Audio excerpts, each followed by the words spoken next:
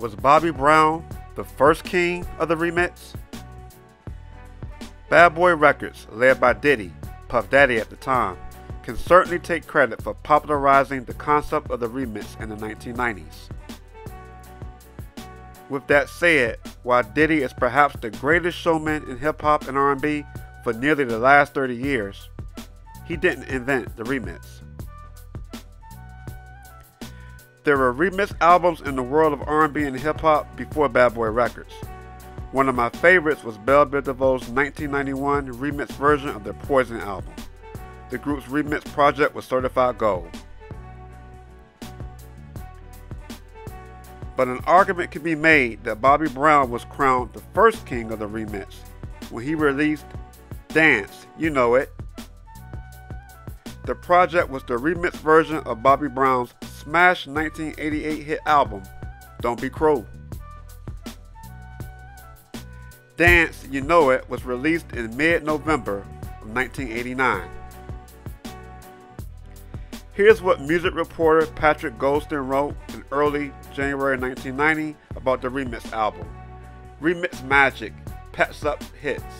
Bobby Brown's new bestseller is really his old bestseller. It seems like just yesterday that Bobby Brown was cruising along in the top 10 with his mega hit album, Don't Be Cruel, which sold more than 5 million copies and generated 5 top 10 singles.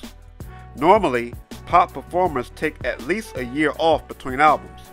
So what is Brown doing headed back to the top 10 again so soon? Call it remix magic. When a pop star is hot, fans don't just want to hear his hits, they want to hear every different version of them. For years, rap and dance producers have been cranking out 12-inch singles with remix versions of the artist's current hit. Now, record companies have upped the ante. If fans will buy a single full of remixes, why not an entire album? With that in mind, MCA released Dance, You Know It, a collection of fresh remixes of Bobby Brown's biggest hits. The results have been astounding.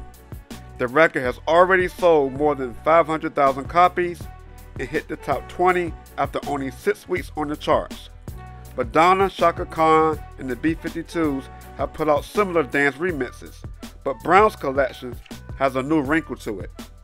We made it a real party album. It's non-stop music, said Louis Salas Jr., one of the industry's top remix producers, who conceived the remix idea with MCA president Al Teller. One song goes right into the next. The idea was that if you were a DJ or just a fan of having a party, you could put the record on and it would play for an hour. Now an executive at MCA Records, which has just released a similar Jody Watley compilation, Salas is something of an expert in dance floor psychology. Before joining MCA, he worked as a disc jockey at such LA dance clubs as Disco 9000 and the Moody's, an experience he draws on when he produces remixes today. When I'm doing a remix, I try to recapture that vision, to see myself out on the dance floor, said Salas, who has not produced remixes for Brown, but did a popular remix of Desire for U2 last year.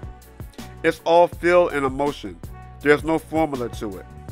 Salas does have one rule: the artist can't get in the way. I don't like the artist coming by because it tends to inhibit me. They already have the sound stuck in their head, so they tend to get frightened by the changes you're making. So now, I don't let artists come by at all. It just causes too much confusion. They can hear it when it's done.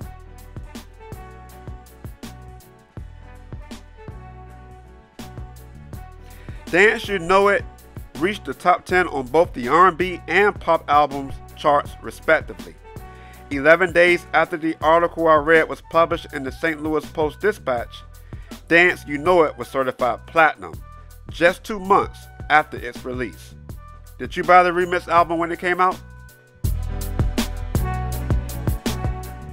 Thanks for joining me. Make sure you hit the like button, and here's my invitation: subscribe to this channel and then share this video with your friends. Much appreciated. Here at Soulful Charts, we got the receipts. Thanks for joining me. Peace.